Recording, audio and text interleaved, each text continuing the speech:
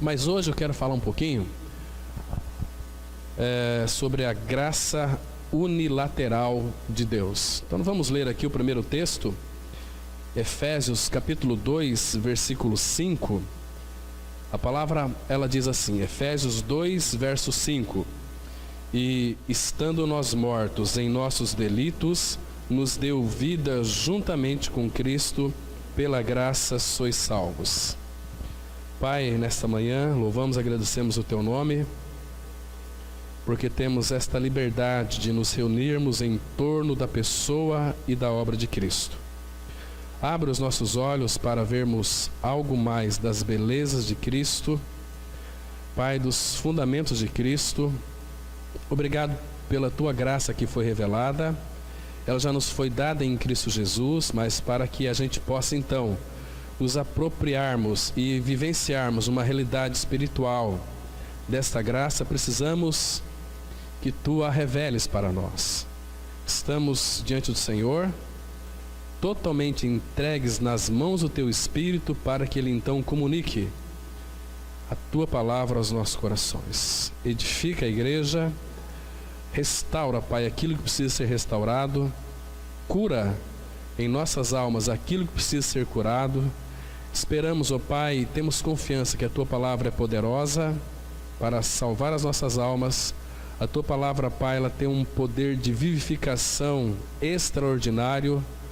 Por isso, Pai, nós queremos ver a Tua glória. Por isso, mostra-nos a Tua glória. Mostra-nos os Teus caminhos, para que possamos conhecê-lo. As nossas vidas estão diante do Senhor. E a nossa expectativa é que o Senhor mesmo abra os nossos ouvidos e fale conosco. Em nome de Cristo nós oramos. Amém. Queridos irmãos e irmãs, essa graça unilateral, essa palavra unilateral, ela significa de um lado só. A graça, ela é totalmente, naquilo que concerne a obra da salvação, foi o Pai quem revelou para nós, revelou aquilo que Cristo é e realizou. Então a graça é unilateral. Porém, uma vez que então ganhamos essa experiência de regeneração, nós somos introduzidos, irmãos, neste caminho precioso da cruz. Esse caminho da cruz é o caminho da santidade também. Em outras palavras, é o caminho do nosso crescimento para a maturidade espiritual. O que é maturidade espiritual? Nada mais é do que a formação de Cristo em nós. Então, se alguém perguntar para você o que é crescimento à maturidade, é simplesmente Cristo sendo formado em nós. Já cremos no Senhor, Ele já é a nossa vida. Mas se você está contente com o seu novo nascimento, saiba que o Pai não está. O Pai deseja que o caráter do Filho seja formado em nós, para que nós o expressemos. Como podemos expressar Cristo? Irmãos, é tudo aquilo que concerne a natureza divina do nosso Redentor, é que devemos expressar. Você lê, por exemplo, em Gálatas 5, a partir do verso 22, todo o fruto do Espírito, amor, paz, alegria, bondade, benignidade, mansidão, domínio próprio. Quando uma pessoa estiver realmente madura em Cristo, aqueles frutos serão expressos na sua vida de uma forma tão natural. Não precisamos fazer esforço para sermos pessoa boa. Não precisamos fazer esforço para sermos humildes. Não precisamos fazer esforço para amar uns aos outros, porque aquele amor que foi colocado em nosso coração, formação de Cristo, ele vai se expressar através de nós. Então isso que o Pai quer para cada um de nós, para a sua igreja. Imagina só, irmão, se todos nós aqui, nesta manhã, expressássemos o caráter de Cristo, andando em amor, vivendo em realidade, fôssemos longânimos uns para com os outros, benignos uns para com os outros, mansos uns para com os outros, considerando os outros superiores a nós.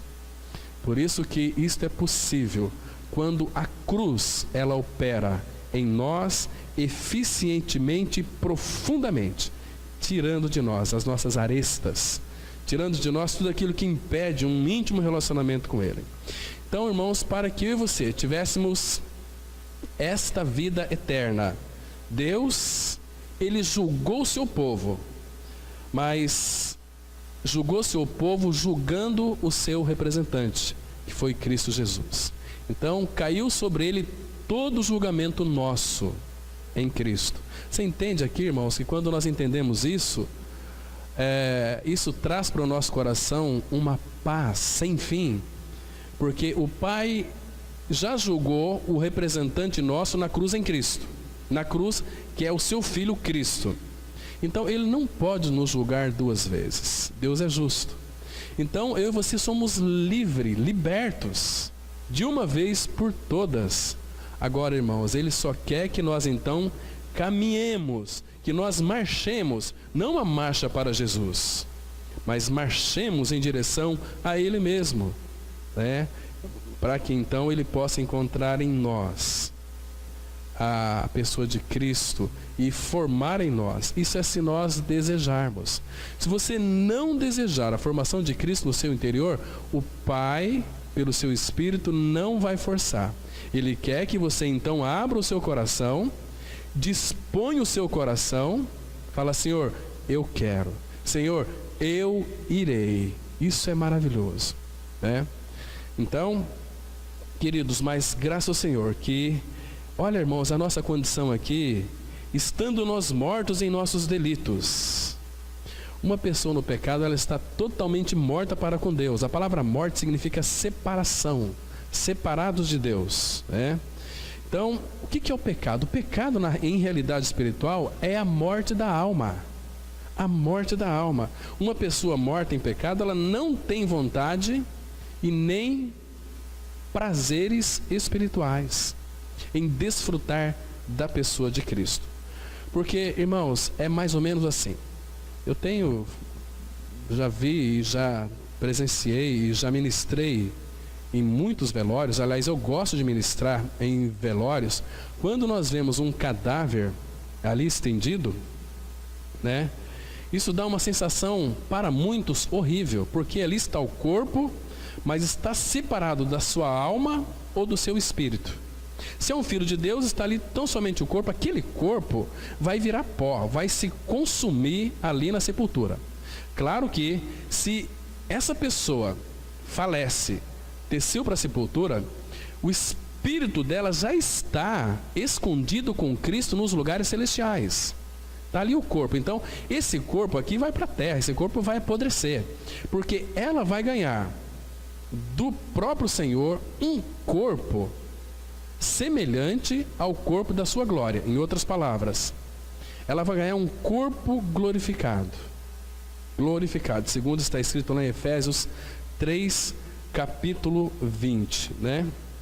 Então, irmãos, a morte espiritual, ela tem vários sentidos.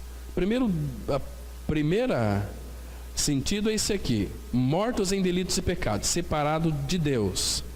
Porque em 1 Coríntios 15, 22, a palavra fala que em Adão todos morrem. Então, em Adão todos morrem. Já nascemos espiritualmente mortos, separados de Deus, né? Romanos 5,12 vai dizer o seguinte: que assim como por um só homem, Adão, entrou o pecado no mundo, pelo pecado a morte passou a todos os homens, por isso é que todos pecaram, separados dele. Agora tem uma outra morte que ela é bastante dura também, aquela lá em Apocalipse 20, versículo 6, que é a segunda morte. Quem vai enfrentar a segunda morte são homens e mulheres que nunca tiveram uma experiência de novo nascimento, que nunca foram regenerados. Regenerados é gerado de novo. Nascemos neste mundo porque os nossos pais nos geraram. Mas se nós não crermos que morremos com Cristo, iremos enfrentar depois, questão de tempo, a segunda morte. Gente, isso é muito triste. Isso é uma situação horrorosa, porque, irmãos, em muitos textos da palavra de Deus vai mostrar que quem irão enfrentar a segunda morte, por exemplo, Daniel vai dizer que é o horror eterno. Sabe o que é horror? Uma coisa horrorosa? É uma morte, é trevas, escuridão, né? Horror eterno. assim como os filhos de Deus gozarão da vida eterna com Cristo, uma vida de alegria, sem morte, sem dor, de regozijo para todo sempre, assim os ímpios, aqueles que não creram, pessoas muito boas, mas podem ser até frequentadores de igreja, podem frequentar as igrejas de domingo a domingo, mas sem contudo ter uma experiência de regeneração, irão enfrentar o horror eterno para sempre, sem mais ter volta. Isso é entristecedor, irmãos. Isso dói no nosso coração. Agora existe aquela morte, para nós não enfrentarmos a morte eterna. De que maneira? Romanos 6,7, a palavra de Deus, ela diz assim, que porquanto quem morreu, claro que com Cristo, justificado está do pecado.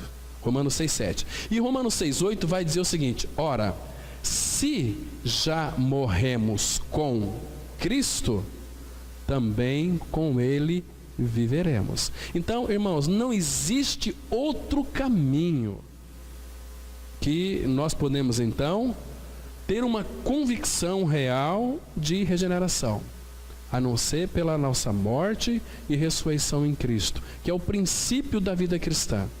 Irmãos, estou dizendo isso, irmãos, porque eu não sei qual é o problema de muitas pessoas que têm dificuldade em crescer, em buscar o Senhor.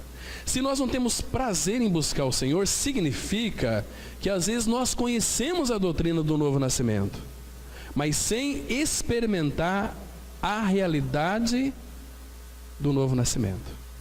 Porque quando a pessoa ela nasce de novo, irmãos, o crescimento natural de um regenerado é buscar o crescimento, é buscar a santidade diante do Pai. Assim como uma criança quando nasce, ela nasce, o crescimento dela é natural, mas o seu desenvolvimento cognitivo talvez não pode ser natural. De repente, por exemplo, você pode ter aí 40 anos e uma mentalidade de uma adolescente, espiritualmente falando. Então, todo aquele que passou pelos crivos da cruz, que tem a vida de Cristo, irmãos, só se de fato ele não teve isso como realidade espiritual, porque aquele que de fato foi gerado por Deus, ele vai ter uma ambição de crescimento, porque é impossível, irmãos, sermos habitados pelo Espírito Santo de Deus e não desejarmos, pela providência do Espírito, um crescimento espiritual. Agora, aqueles que não almejam um crescimento com o Senhor, significam que são tão somente meros evangélicos, que talvez conhecem muito a Bíblia, sem tocar o ponto nevrálgico, o ponto dessa realidade, e entrar nessa realidade, porque é impossível, irmãos, nós sermos habitados pela pessoa de Cristo e não crescermos. É impossível, isto não denota. E outra coisa, e viver uma vida também continuamente de crucificado, porque sermos e professarmos que somos crucificados aqui é muito fácil. Nós temos que levar e viver uma vida de crucificado. Para quê? Para que a vida de Cristo se manifeste e seja expressa, né? Lembra Romanos 6,11? Assim, meus irmãos, também vós, considerai-vos mortos para o pecado, mas vivos para Deus em Cristo Jesus. Então, queridos, nós estávamos mortos em delitos e pecados. Olha que coisa mais interessante, nos deu vida juntamente com Cristo. Pela graça sois salvos. Essa aqui é a graça unilateral de Deus, que então nos dá todo o suporte para crermos e sermos libertados. Então, estando mortos, essa aqui é a história do filho pródigo, né? Vocês se lembram que eu e você que creu no Senhor, você é filho, irmão, desde a fundação do mundo. Claro que quando o pecado entrou no mundo, você se separou do Pai por algum tempo, mas depois você foi restituído pela obra que Cristo fez. Lembra lá em Lucas 15:24 que aquele pai daquele filho pródigo diz para ele, respondendo a pergunta daquele outro filho: Este meu filho estava morto e reviveu. Mortos em delitos e pecados. Estava perdido e foi achado. Mas não foi o filho que voltou para casa? Foi o filho que voltou para casa. Mas porque o amor do pai dele nunca o deixou. Porque quando aquele filho saiu de casa, queridos, a história do filho pródigo é a história de Adão e Eva. Porque quando Adão comeu daquele fruto proibido, o pecado entrou no mundo. Aquele filho saiu de casa, mas o amor do pai nunca o abandonou. Sempre esteve com ele. Então ele voltou, porque senão não teria sentido aquela palavra. Este meu filho estava morto e reviveu. Estava perdido e foi achado. Mas foi ele que voltou para casa, porque o amor do pai o atraiu. Lembra? Com amor eterno te amei. Por isso, com benignidade te atrair, certo? Não é nós que achamos a Deus, foi Ele quem nos achou, Ele quem nos encontrou no fundo do poço, porque éramos filhos, e Jesus morreu numa cruz para libertar eu e você dos nossos pecados, nos incluindo naquele sacrifício. Irmãos, isso é tão maravilhoso, tão precioso. Então nós vamos hoje analisar um pouquinho dos alicerces da nossa salvação, considerando essa graça unilateral do Pai. Então, a condição de uma pessoa sem Cristo é muito pior do que ela jamais sonhou. Só quando ela tiver consciência do seu infortúnio, essa palavra infortúnio significa desgraça, então ela saberá apreciar a graça de Deus. Então, o quão desamparada a pessoa está sem a graça de Deus. Uma pessoa sem a vida de Cristo é comparada a um cadáver em um cemitério. Espiritualmente falando, ela está morta em relação a Deus, e a menos que Ele conceda o milagre da vida, ficará eternamente morta. Ninguém poderá ver e nem entrar no reino de Deus se não nascer de novo. Vamos ler aqui 2 versículos de João 3. João 3:3 e João 3:5, que diz assim: Jesus respondeu e disse-lhe: na verdade, te digo que aquele que não nascer de novo não pode ver o reino de Deus. Respondeu Jesus: em verdade te digo, quem não nascer da água e do Espírito não pode entrar no reino de Deus. Queridos, essa palavra aqui, nascer de novo, ela significa também, no grego, é nascimento do alto. É Deus quem nos faz nascer de novo. Se é um nascimento do alto, irmãos, ninguém consegue nascer do alto, senão quando o Pai de fato nos faz nascer do alto. Nós nascemos aqui de baixo, e nós somos ambientados com este mundo, com essas cores, com essas belezas que o Pai criou. Mas, queridos, graças ao Senhor que essa palavra foi revelada aos nossos corações. Um dia, pela misericórdia do Pai, os nossos ouvidos foram abertos, esta água foi aspergida sobre nós. Derramarei água sobre vós e ficareis purificados. Água, aqui o sentido, aqui é a palavra de Deus, uma palavra que limpa. Então nós ouvimos a palavra, essa palavra opera em nós uma limpeza geral, apontando para aquilo que Cristo fez, porque para nascer de novo, o apóstolo Paulo fala em 1 Coríntios 15:36, ele diz assim: insensatos, o que tu semeias não nasce se primeiro não morrer. Irmãos, não existe outro caminho para novo nascimento senão pela nossa morte com Cristo. Não é você aceitando Jesus. Isso não significa que você morreu com Cristo. Isso, irmãos, aceitar Jesus, primeiro, que não tem na Bíblia. Segundo, isso é uma heresia terrível, tacanha. Aceitar Jesus não produz salvação genuína e verdadeira. Se um dia, irmãos, se nós crermos nessa doutrina que é falsa de aceitar Jesus, irmãos, não tenha dúvida, você vai perecer. Você vai perecer eternamente, porque para nascer é necessário morrer.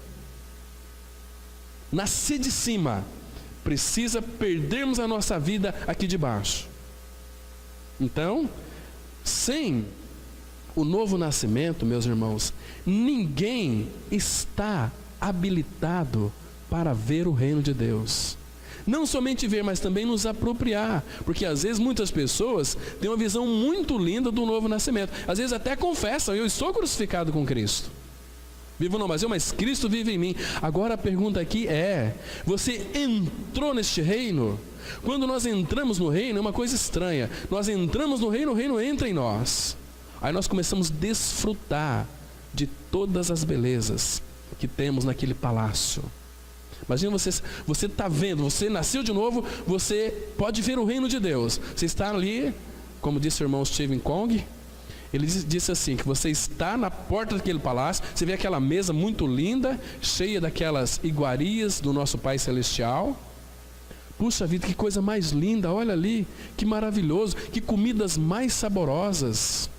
Aí você fica só contemplando, você não se nutre daquilo. Mas aí, irmãos, uma vez que nós nascemos da palavra, o Espírito nos faz entrar, mas Ele não vai empurrar você, Ele quer que você dê o passo. Eu quero me apropriar dessas verdades insondáveis. Esse é o sentido aqui, irmãos. Primeiro que, sem um novo nascimento, nós não vamos ter um entendimento real das Escrituras Sagradas. E quando nascemos de novo, as escamas dos nossos olhos, elas caem por terra e nós podemos contemplar todas as riquezas de Cristo. Então agora, pelo auxílio do nosso Consolador, o Espírito Santo, nós podemos, passo a passo, estar nos apropriando das riquezas insondáveis de Cristo, porque tudo é nosso. Lembra que ele disse lá em Romanos 8, versículo 16, que nós somos herdeiros de Deus e co-herdeiros com Cristo? Irmão, você não sabe que tudo aquilo que o Pai tem é dos seus filhos? E nós somos co-herdeiros de Cristo, não só herdeiros do Pai, mas co-herdeiros de Cristo. Então Ele tem compartilhado tudo conosco. Ele quer que nós nos apropriemos dessas verdades insondáveis. Agora, queridos, primeiro aqui, para nascer precisa de morrer. Então não existe outro caminho. Agora, amados, nenhum homem, nenhuma mulher vai entender, vai compreender isto naturalmente se não buscar a revelação do Pai. Porque, irmãos, o nascimento de uma pessoa natural, ela pode até ter um conhecimento bíblico, mas se não tiver uma coisa chamada revelação, ela vai ficar com o conhecimento e não com a realidade, porque a realidade, a revelação, nos joga para dentro da realidade. Temos que buscar, irmãos, conforme Paulo disse lá em Efésios 1:17, espírito de sabedoria e de revelação. Então eu estou lendo as Escrituras Sagradas, mas as nossas orações devem ser: Pai, revela a Tua palavra, como Tu queres que eu a compreenda. Porque, irmãos, nenhum homem e mulher natural tem coração para compreender a palavra de Deus. Abra sua Bíblia, tem um texto muito interessante em Deuteronômio, capítulo 29. Deuteronômio, capítulo 29, versículo 4. Aqui nós temos uma expressão muito interessante que nos arremete para esta revelação. Deuteronômio 29, vamos ler o versículo 4. Quero chamar a atenção aqui de algo muito interessante.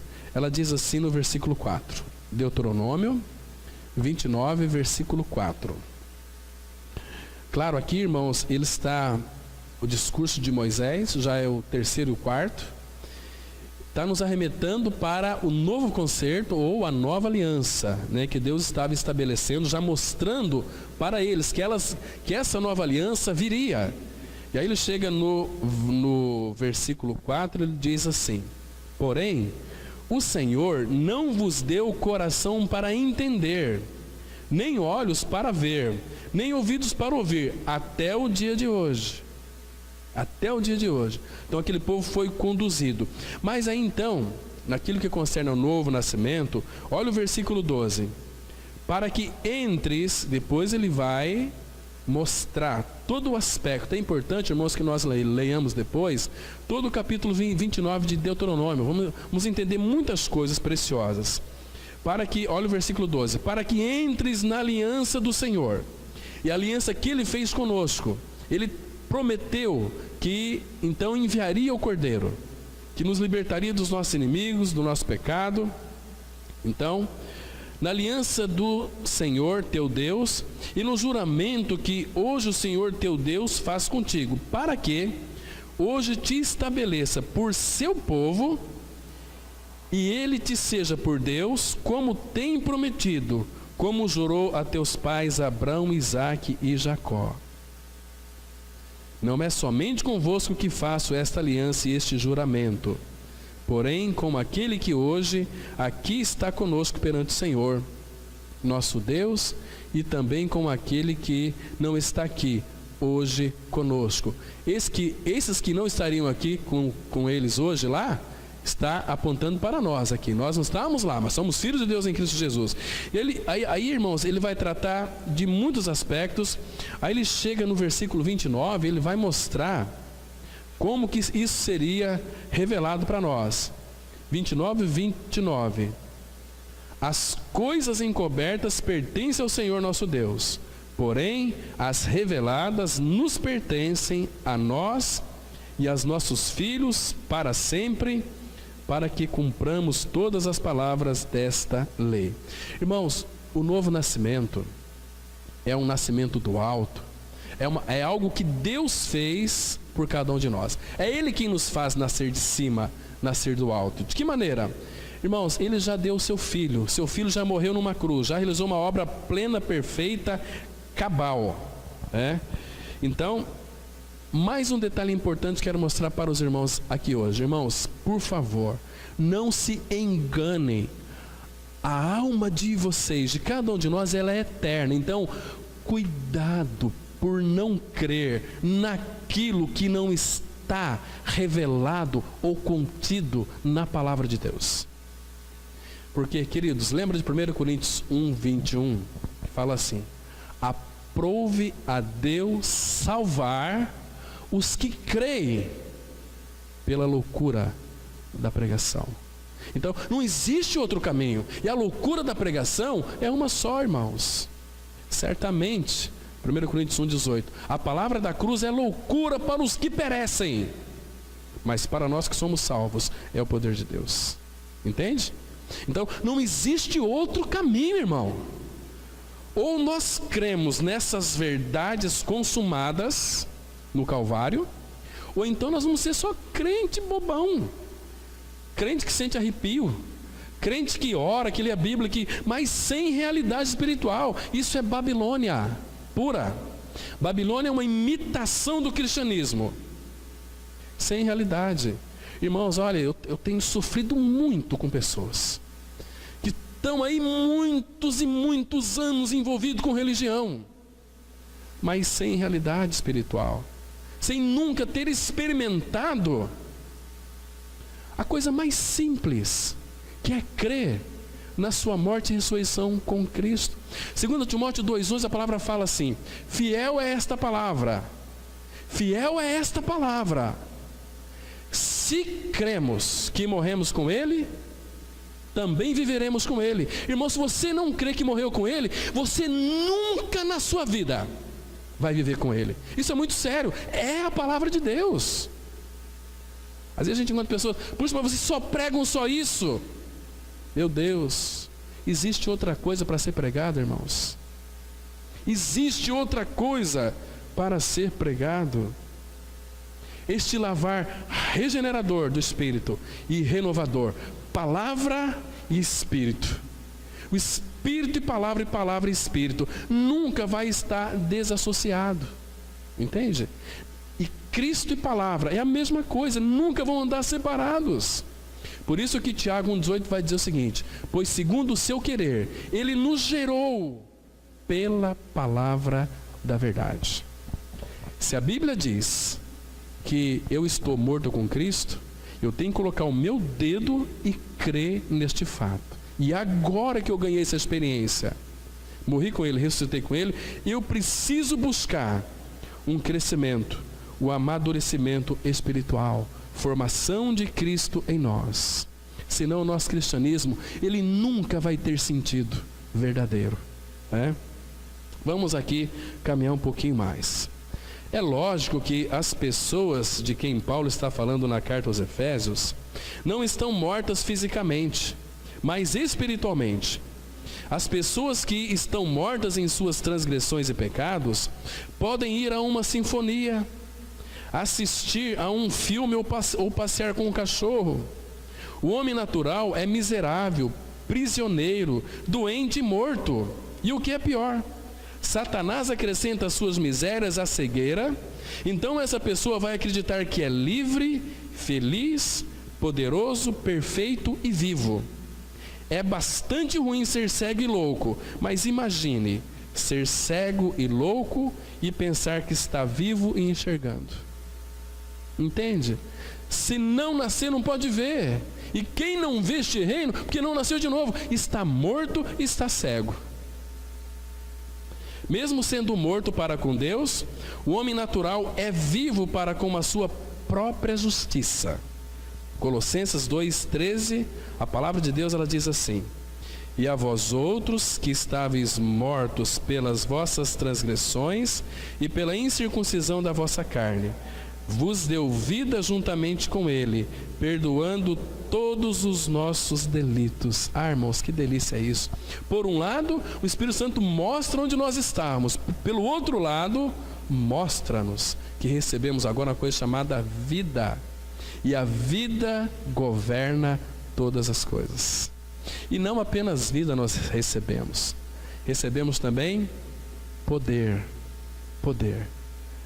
Mas receberei poder ao descer sobre vós o Espírito Santo, e ser-me-eis minhas testemunhas. Irmãos, você tem vivido uma vida abundante com Cristo?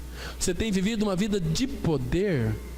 Quando você fala a respeito de Cristo, a tua vida impacta aquele que te ouve ou não? Nós temos vivido, irmãos, essa vida de poder, essa vida de convicção, de confiança. Irmãos, como nós estamos distante de uma realidade. Então aqui, nós estamos mortos pelas vossas transgressões. Essa transgressão, ela ocorreu ou começou desde quando nós nascemos. Isaías 48:8 vai dizer que nós éramos transgressores desde o ventre materno. Então, quando uma mamãe aí se engravida, ou a mamãe se engravida, quando a mulher se engravida, ali está sendo gerado um transgressor, né? Birrento, possessivo, tudo é meu, E hoje em dia a gente percebe que tem muitos pais perdendo seus filhos pelo mundo, para o mundo. Por quê? Porque não corrigem. Cria monstros em casa, deixa eles viver do jeito que eles querem. E outra coisa, o inimigo, irmãos, tem feito de tudo para tentar de alguma maneira fazer com que essa transgressão ela se prolifere e aumente. Hoje em dia, se você corrigir seu filho com vara e o vizinho ver te denunciar, você vai para a cadeia. Mas, irmãos, graças a Deus por aqueles pais que amam seus filhos e quando eles fazem rebeldia, corrigem com vara na bunda, sim senhor. Porque vara foi um método que Deus deixou. É uma coisa assim preciosa, santa. Queridos, quem ama corrige seus filhos, sem se importar com a opinião dos outros. Estou corrigindo meu filho por quê? Porque eu amo meu filho. Agora, quer criar criminoso, quer criar monstro, deixa eles. Deixa essa transgressão se proliferar. Deixa eles crescerem do jeito que eles estão. É terrível. Mas graças a Deus, irmãos, temos aqui o outro lado. Vos deu vida juntamente com Ele, perdoando todos os nossos delitos. Queridos, não me importa quem você era no passado. Salmo 103:3, a palavra fala assim: é Ele quem perdoa todas as tuas iniquidades e sara todas as suas enfermidades. Não apenas perdoa, mas também sara, todas. Não ficou nenhuma sem ser sarada. Agora a cruz é o local onde Ele nos cura. Porque para nós, irmãos, para o pecado do homem não tem jeito de ser melhorado. Ele tem que ser crucificado e tem que ser morto. A nossa ruína impregnou todo o nosso ser. Nossa mente está corrompida pelo pecado. Nossa alma está maculada e nossa vontade está paralisada. Não importa se somos boas pessoas ou não, estamos em uma grande encrenca. Mas graças ao Senhor, Deus entrou no cemitério para nos dar vida. João 5:25, a palavra de Deus, ela diz assim: em verdade vos digo que vem a hora e já chegou em que os mortos ouvirão a voz do Filho de Deus e os que a ouvirem viverão. Irmãos, você tem dúvida que do céu para baixo, eu vejo assim o céu como uma tampa de um grande caixão. E toda essa humanidade está morta em delitos e pecados. Mas aquele que a vida veio a este mundo em carne. Percebe que é Deus vindo no cemitério buscar, nos dar vida para aqueles que são de fato deles. E em verdade vos digo que vem a hora e já chegou, em que os mortos ouvirão a voz. Por isso que Jesus falou lá em João 10:27, as minhas ovelhas ouvirão a minha voz. Que lindo é isso, né? Porque a voz dele, a voz de Cristo, é uma voz poderosa. A palavra de Deus é uma palavra que tem poder de nos vivificar. Irmãos, temos que considerar a palavra de Deus.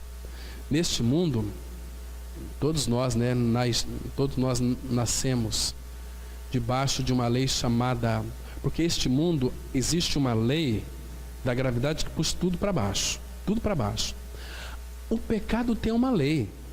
Lembra que o salário do pecado é a morte? Então, tudo aquilo que é pecado, o inferno vai trazer para a sepultura. Existe uma lei que puxa o ser humano para o inferno, para a sepultura, para o Hades. Aliás, o Hades é inferno, mas inferno não é tudo na vida de um ímpio. O inferno é uma sala de espera até o juízo.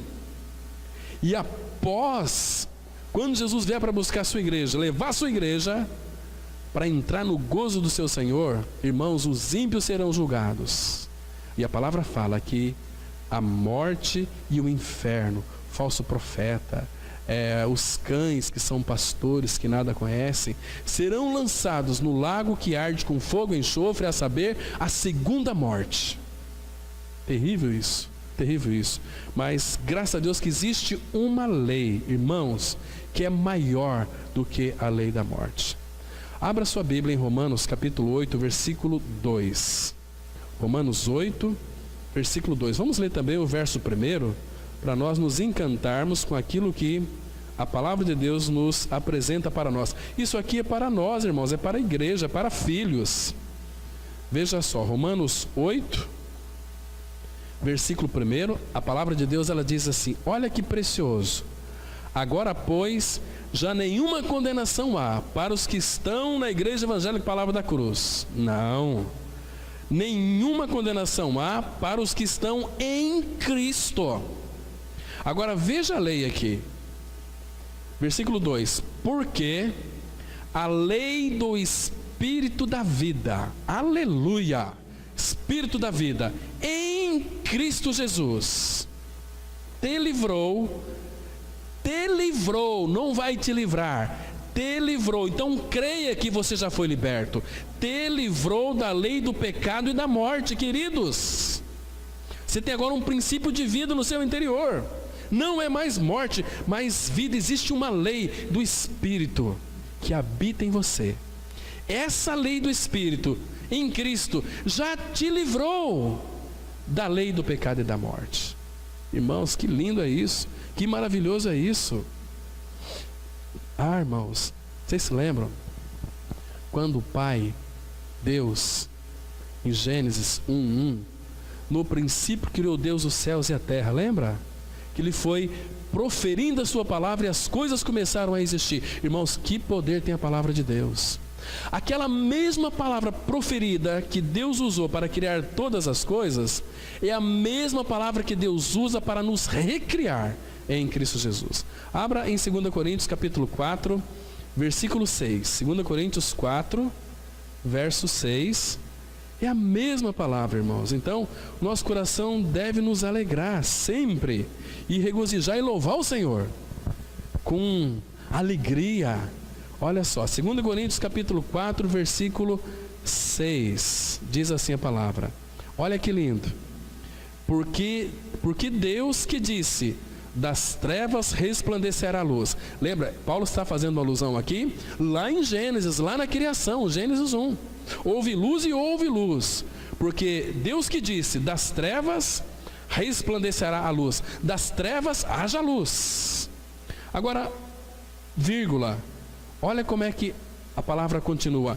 Ele mesmo. Ah, irmãos, que lindo. Ele mesmo resplandeceu. A mesma palavra resplandeceu em nosso coração para iluminação do conhecimento da glória de Deus na face de Cristo. Ah, irmãos, isso é tão lindo, irmãos, tão precioso. Isso deve alegrar o nosso coração, regozijar. Eu e você estávamos mortos em delitos e pecados, ouvimos a voz do Filho, uma voz poderosa, e aqueles que ouviram viverão. Ouvirem, viverão. Que linda isso, irmãos. Então, vocês entendem aqui, queridos, porque é o Pai, João 5:21, a palavra fala que é o Pai que ressuscita e vivifica os mortos. Que lindo é isso. Claro que aqui está falando da morte espiritual, mas da morte física também. Leia todo o Novo Testamento, a vida de Cristo. Me conta para mim, quando foi que Jesus participou de um velório? Nenhuma circunstância. Lembra daquela viúva de Naim? Viúva de Naim, seu filho morreu. Ela já, mas que mulher que tinha uma vida triste, porque perdeu o seu esposo. Agora seu filho morre.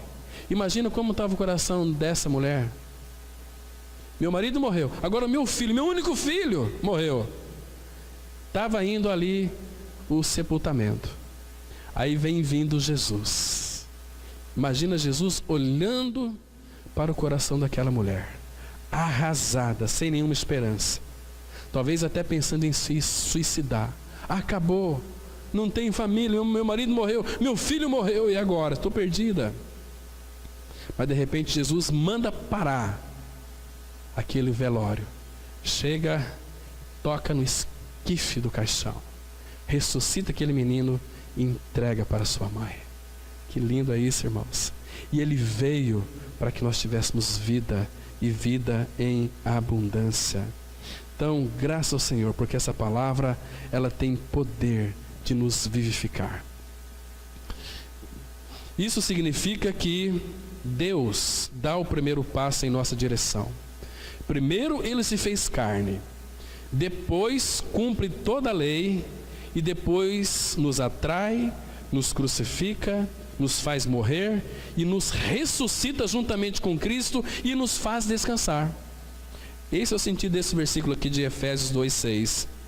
E juntamente com ele nos ressuscitou e nos fez assentar nos lugares celestiais em Cristo Jesus.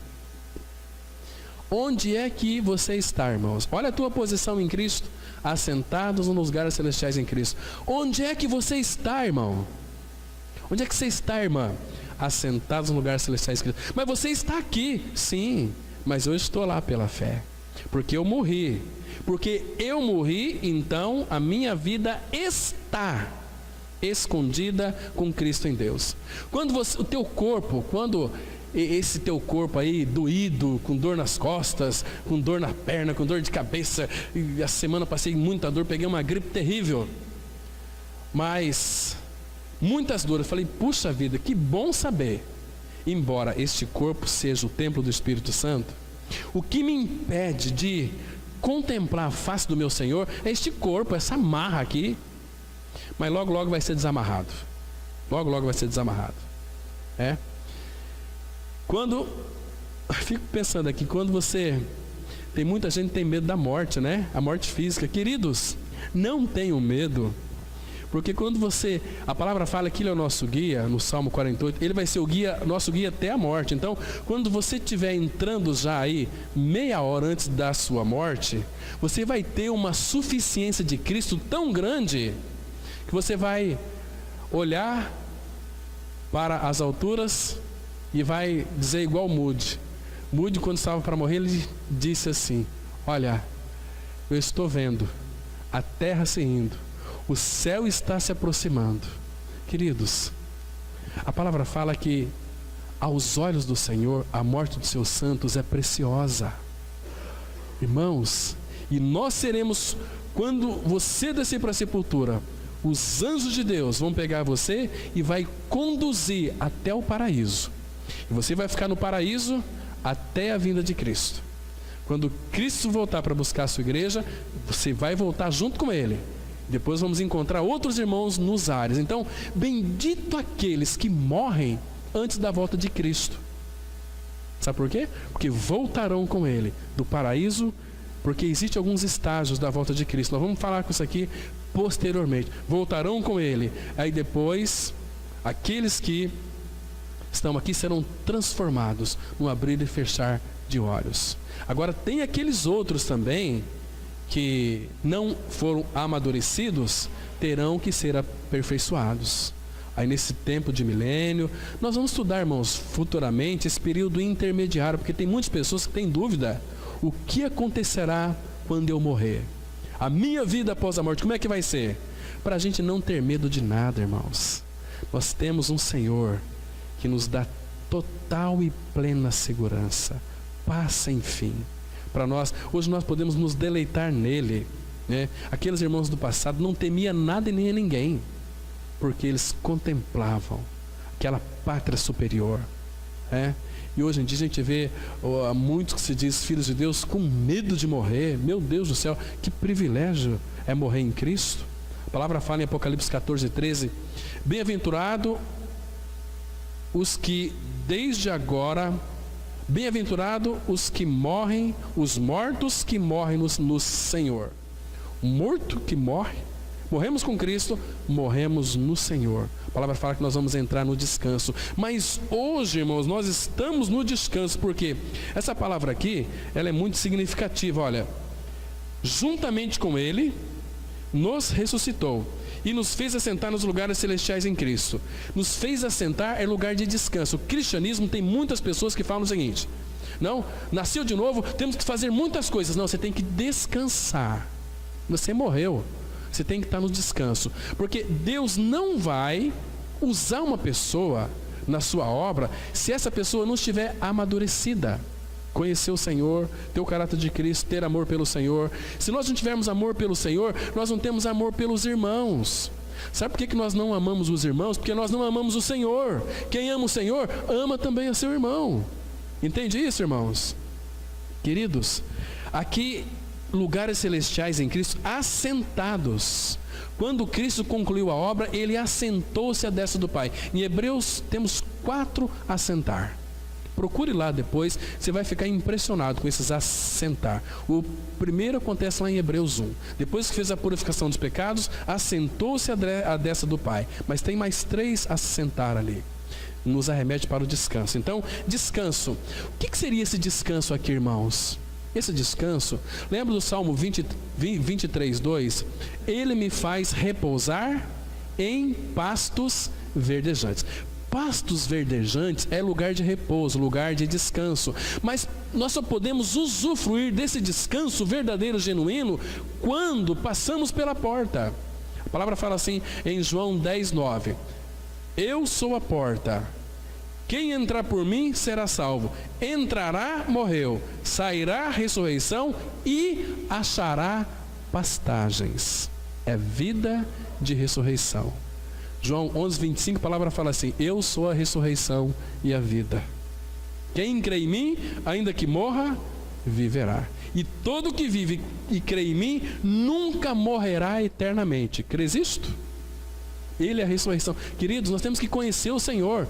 Ele é o nosso Salvador, o nosso Senhor, é aquele que governa a nossa vida. Mas Ele, irmãos, Ele é o nosso pão, Ele é a nossa água, Ele é a nossa ressurreição. Se Cristo é a nossa vida, nós temos uma vida de ressurreição. Lembra de Romanos 8:11? Se habita em vós o Espírito daquele que ressuscitou Jesus dentre os mortos, esse mesmo que ressuscitou Jesus dentre os mortos, também vivificará o vosso corpo mortal para ser conforme ao corpo da sua glória. É muito precioso isso. Cristianismo verdadeiro que nos encanta. Então, essa aqui é a ideia que o Senhor, Ele tira o nosso véu, Ele permite que eu e você, toda a igreja que está atrás, nós possamos contemplar isso por uma palavra chamada revelação. Ele revelou, e revelou aos pequeninos, não para a gente grande. Irmãos, é tão precioso. Vamos aqui continuar. Deus deu um grande passo em nossa direção, realizando uma salvação plena e perfeita em Cristo. Mas o nosso pequeno passo é só uma resposta ao que Deus já realizou. A graça significa que Deus profere uma palavra, nos dá vida espiritual e nos prepara para estarmos perante Ele. Deus em Cristo desce a escada que tentamos subir, nos carrega para cima e nos leva por todo o caminho até a sua presença. 1 Pedro 3,18a, a palavra de Deus, ela diz assim: pois também Cristo morreu uma única vez pelos pecados, o justo pelos injustos, para conduzir-vos a Deus. Olha que lindo aqui, irmãos. Ele morreu e ressuscitou para quê? Para nos conduzir ao Pai. Que lindo! Efésios 2:10, o desejo do Pai era conduzir muitos filhos à glória. E nós só podemos ser conduzidos ao Pai pela pessoa de Cristo. Porque, queridos, o caminho que nos leva ao Pai é Cristo. Eu sou o caminho, a verdade e a vida. Ninguém vem ao Pai senão por mim. E nós achamos que vamos ao Pai sem Cristo. Não, irmãos. Sem Ele, nada podemos fazer. Não tem possibilidade. Algumas coisas podem existir conjuntamente, mas obras humanas e a graça que traz salvação não podem. Se o plano de resgate de Deus tivesse incluído nossos esforços, a importância da graça seria diminuída e a salvação não seria uma obra de Deus em sua totalidade. Vamos ler Romanos 11, versículo 6. E se é pela graça, já não é pelas obras. Do contrário, a graça já não é graça. Queridos, o que é as nossas obras tentando nos salvar? Isaías 64:6, a palavra fala assim: mas todos nós somos como imundo, e as nossas justiças como trapo da imundícia, como trapo imundo. Essas são as nossas obras. Como que vamos então? Ai, Deus tem que salvar este povo, tem que salvar este mundo. Queridos, primeiro que Jesus nem pediu para nós orar pela salvação do mundo. O próprio Senhor Jesus não rogou pelo mundo. Temos que enviar missionários, para salvar o mundo. Que história é essa? Quem foi que mandou? O homem. Porque, queridos, a igreja não envia ninguém. Quem envia é o Espírito Santo. Leia depois Atos 13. Os 4 primeiros versículos, que eles foram enviados, pois, pelo Espírito. A igreja ora e os despede, mas quem envia é o Espírito Santo. E, queridos, Jesus, ele orou assim: Pai, não rogo pelo mundo, rogo por aqueles. Quem são esses aqueles? Aqueles que eles sabiam que iriam crer. É você e eu. Sabe por que nós cremos? Porque ele orou por nós. E nos fez a gente conhecer a palavra dele, a obra dele. Conheceu a palavra e conhecemos aquilo que ele realizou. Gente, é muito amor. Então, ele nos conduziu a ele. E pela graça sois salvos. Não é, irmãos, pelo nosso desempenho, mas pelo empenho que Cristo realizou naquela cruz do Calvário. Nunca o teu desempenho cheira CC.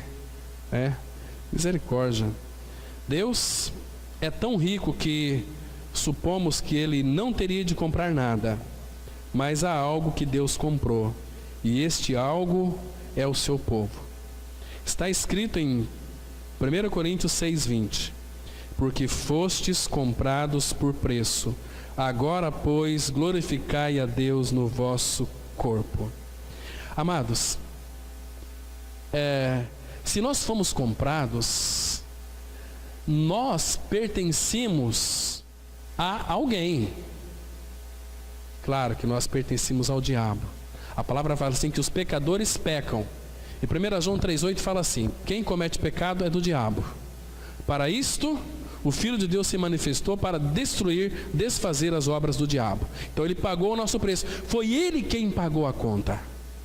O salário do pecado é a morte. O diabo tinha um escrito de dívida nas suas mãos. É a morte. Jesus falou, tirou da mão do diabo esse escrito de dívida, falou, é a morte, então eu vou morrer. Está pago. E foi para a cruz. E morreu a nossa morte, pagou o nosso preço. Agora, fostes comprados por preço. Agora, pois, glorificai a Deus no vosso corpo. Irmãos, abrem Isaías 44. Isaías 44, versículo 22 e 23. Temos aqui, irmãos, dois versículos maravilhosos. 44. Veja aqui o que houve lá naquela cruz, irmãos. Olha que lindo, o que houve naquela cruz. Diz assim a palavra de Deus. Isaías 44, verso 22 e 23. Desfaço as tuas transgressões como a névoa. Ah, irmãos, que lindo, dissipou tudo, não tem mais pecado. Ele desfez as obras do diabo. Quem comete pecado é do diabo. Para isso o Filho de Deus se manifestou para desfazer as obras do diabo. Desfaço as tuas transgressões como a névoa e os teus pecados como a nuvem. Então não tem mais nada para pagar. Então ele diz assim: torna-te para mim, porque eu te remi, eu te resgatei, eu paguei o teu preço. Olha o versículo 23. Regozijai-vos, ó céus, porque o Senhor fez isto. Na eternidade ele já fez. Claro que aqui era uma profecia, não tinha se cumprido, mas na eternidade do Pai ele já tinha feito isso, porque o Cordeiro foi morto desde a fundação do mundo, irmão. Fez isto. Exultai vós, ó profundezas da terra, retumbai com júbilo, vós montes, vós bosques e todas as suas árvores, porque o Senhor remiu a Jacó e se glorificou em Israel. Por que ele fala aqui, irmãos, quando diz ó profundezas da terra? Era onde nós estávamos mortos. E também árvores, porque a gente pensa assim, né? Que a obra da cruz foi só para nós. Não. Se alguém está em Cristo, é nova, não criatura. No grego lá é criação, é nova criação. Ele vai restaurar todas as coisas. Não só nós, mas todas as coisas. As árvores hoje, elas sofrem, os animais sofrem, mas vai ter um tempo de 1000 anos aqui nessa terra que vai reinar a justiça. Vai reinar a justiça. O leão vai pastar com o cordeiro. Teu filhinho vai colocar a mão no basilisco e não vai acontecer nenhum problema. Porque Deus sempre quis isso. E os planos dele não podem ser frustrados, irmãos. Ele disse, ele vai realizar. Mas que lindo esse aqui. E o preço é muito alto. Abra lá em 1 Pedro 1, versículo 18 em diante. 1 Pedro 1, 18 em diante. Olha o tamanho do preço. O preço que nós fomos então comprados, resgatados. 1 Pedro 1, 18. A Bíblia diz assim, olha: sabendo que não foi mediante coisas corruptíveis, como prata ou ouro. Querido, você não foi comprado por prata nem ouro, que fostes resgatados do vosso fútil procedimento que vossos pais vos legaram, mas pelo precioso sangue, como de cordeiro, sem defeito e sem mácula, o sangue de Cristo, conhecido com efeito antes da fundação do mundo, porém manifestado no fim dos tempos, por amor de vós, que por meio dele tendes fé em Deus, o qual o ressuscitou dentre os mortos e lhe deu glória, de sorte que a vossa fé e a esperança estejam em Deus. Olha o tamanho do preço, irmãos, que nós somos comprados aqui. Então, se nós somos comprados, nós pertencemos a Ele, pertencemos ao nosso Senhor. Isso é maravilhoso. Vamos continuar aqui. A graça de Deus é tão maravilhosa porque transforma fichas em moedas de ouro, pedregulhos em pérolas, doença em saúde, fraqueza em força e miséria em abundância. É por isso que a graça humilha o homem sem degradá-lo, e o exalta sem torná-lo orgulhoso. Tem muita gente que fica muito bravo com a graça de Deus. Como é que pode esse Deus, que é tão justo, salvar e perdoar um monstro, ladrão, bandido, assassino, estuprador? Queridos, essa é a especialidade dele. Ele veio buscar gente que não presta. Deixa os bons ir para o inferno sozinho. Ele veio buscar e salvar o que se havia perdido. Ele não veio buscar gente boa não. Gente boa tem que ir para o inferno. Gente cheia de moral tem que ir para o inferno. Ele veio buscar e salvar o que se havia perdido. Irmãos, a graça, por isso que muitos não recebem essa graça, porque acham que Deus é um Deus injusto. Deus veio buscar pecador, não veio buscar justo, né? Então a essência da graça é que Deus é por nós. Se Deus é por nós, será que o pecado pode nos vencer? Será que o pecado pode nos vencer, irmãos? Vamos ler aqui Romanos 5, versículo 20. Sobreveio a lei para que avultasse a ofensa, mas onde abundou o pecado, superabundou a graça. Essa palavra aqui, avultar, significa aumentasse. Então, sobreveio a lei para que aumentasse a ofensa, mas onde abundou o pecado, superabundou a graça. Que lindo, irmãos, que precioso é isso. Nós não estamos debaixo da lei, estamos debaixo da graça. E essa graça aqui não deixa a pessoa estática. Ah, eu estou na graça, eu faço o que eu quero. Não é isso. Você é habitado pela Trindade, Deus Pai, Deus Filho, Deus Espírito Santo. Queridos, tem um texto aqui em Isaías, para a gente entender melhor isso. Isaías 1, versículo 18. Olha o que diz esse texto aqui. Isaías 1, verso 18. Olha que lindo esse texto aqui, irmãos. Olha o convite que ele faz para o seu povo, para os pecadores. Isaías 1, 18. A palavra de Deus, ela diz assim: vinde, pois, e arrazoemos. Sabe o que significa arrazoar? É discutir. É você aqui. Deus nos chama para uma discussão. Vinde, pois, e arrazoemos, diz o Senhor. Aí, ponto e vírgula. Ele diz assim: ainda que os vossos pecados sejam como escarlata. Você sabe o que é escarlata? Aqueles tecidos costurados de cor vermelha. Que é impossível de, por mais que você lave, tem que lavar muito. A camisa ali do irmão está lá de vermelho. Pode lavar. Só, mas tem que lavar muito mesmo. Ele fala assim: ainda que os vossos pecados se tornem como a escarlata, eles se tornarão brancos como a neve. Ainda que sejam vermelhos. Cor vermelha aqui é um vermelho vivo. Não dá para a gente eliminar a cor vermelha. Não tem como. Vermelho é vermelho. Ainda que os vossos pecados sejam vermelhos, qual que é a cor do pecado? Vermelho. Sejam vermelhos como carmesim, se tornarão como a lã. E ele disse aqui. Agora, quem pode fazer isso? Só Ele. Só o sangue que pode fazer isso, irmãos. Nos purificar. Então, sobreveio a lei para que aumentasse o pecado, mas onde abundou o pecado, superabundou a graça. Você tem dúvida, irmãos, com relação a isso? Esta graça unilateral de Deus, essa graça maravilhosa. Então, a graça de Deus em nossa vida é do começo ao fim. Portanto, quando vamos a Cristo, não é para dar, é para receber. Não vamos a Ele para dar o melhor de nós, vamos a Ele para crer. Não vamos a Ele para sermos apenas ajudados, mas para sermos resgatados. Não vamos a Ele para sermos melhorados, embora isso também ocorra, mas vamos a Ele para termos vida e vida em abundância. João 10:10, a parte B, diz assim: Eu vim para que tenham vida e a tenham em abundância. Irmãos, o que entristece é que muitas pessoas não têm experimentado esta vida abundante de Cristo, uma vida transbordante de Cristo. As pessoas, como disse Jesus para aqueles judeus, mestres da sua época, vocês ficam aí examinando as Escrituras, porque vocês julgam ter nas Escrituras a vida eterna. E João 5,40, a palavra fala assim: contudo, não quereis vir a mim para terdes vida.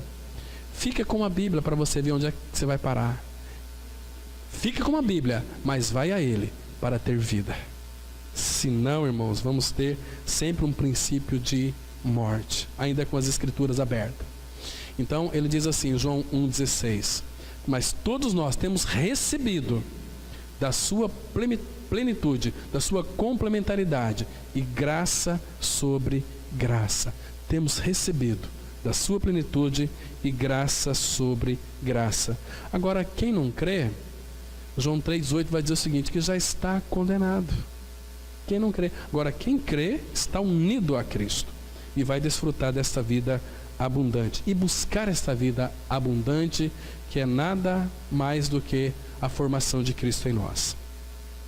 A vida recebida no novo nascimento é a vida eterna, a vida recebida no novo nascimento e a vida eterna é a mesma vida, porém, a vida eterna e a vida em abundância, vida em plena comunhão com o Pai e com seu Filho Jesus Cristo, que poucos desfrutam. A vida do cristão é Cristo. Vida vitoriosa, vida santa, vida perfeita é o próprio Cristo. Do começo ao fim é Cristo. Fora dele não temos nada. Cristo deve ter a preeminência em nossas vidas. A vida vencedora que Deus nos tem dado não é mais uma coisa, nem é paciência ou gentileza, mas é o Cristo vivo. Cristo jamais virá suplementar nossa deficiência. Não temos falta de paciência, mas de uma pessoa viva. Cristo deseja ser não apenas nosso Salvador e nosso Senhor, mas ser a própria vida de nossa vida. Porque tem muitos que falam assim, puxa vida, eu sou tão impaciente. Então o Espírito vai levar a tua impaciência à morte, para que então o caráter dele seja formado. E um dos caráteres de Cristo é paciência. O amor é paciente. Nós não somos pacientes, irmãos. Uma pessoa começa a nos cutucar, logo nós estamos ameaçando ela de morte. Mas o caráter dele não. Nós não temos caráter. Não temos caráter. Aquela mulher orou a Deus assim, Senhor, me dá paciência, Pai, a paciência de Cristo, só não me dá força, porque se o Senhor me dá força, eu mato meu marido. Eu não quero a força, eu quero a tua paciência. Então, a paciência de Cristo em nós, Ele se expressando, mas a nossa impaciência tem que ser levada à morte. Entende? Senhor, me dá paciência, eu sou a tua paciência. Eu preciso me expressar em você, né? Então, vamos ler, Colossenses 3,4. Quando Cristo, que é a nossa vida, se manifestar, então vós também sereis manifestados com Ele em glória. Quando Cristo, olha aqui, irmãos, que é a nossa vida. Cristo é a nossa vida, Cristo é a nossa vida. Quando essa vida que habita em nós, que é a tua vida e minha vida, se manifestar, então vós sereis manifestados com Ele em glória, porque Ele é a ressurreição e a vida. Se isto não se cumprir em cada um de nós, se tão somente guardarmos uma série de mandamentos externos, se nos impuserem ou nos autoimpusermos uma forma de vida piedosa e práticas inovadoras de religião externa, nada obtivemos. Se Cristo não é encontrado em nós, somos apenas uma religião. Que Deus te abençoe na pessoa de Cristo. Amém. Vamos orar. Pai, muito obrigado pela tua palavra que nós lemos nessa manhã. Obrigado, Pai, porque nós cremos que ela tem um poder vivificante em nossas vidas. Quando ela penetra, Pai, ela leva à morte tudo aquilo que tem que ser levado à morte de nós mesmos. E o próprio Senhor se coloca no lugar. Obrigado, Pai, porque o Senhor tem aberto os nossos olhos para compreendermos, entendermos e ouvirmos o Teu falar. Obrigado pela Tua palavra poderosa.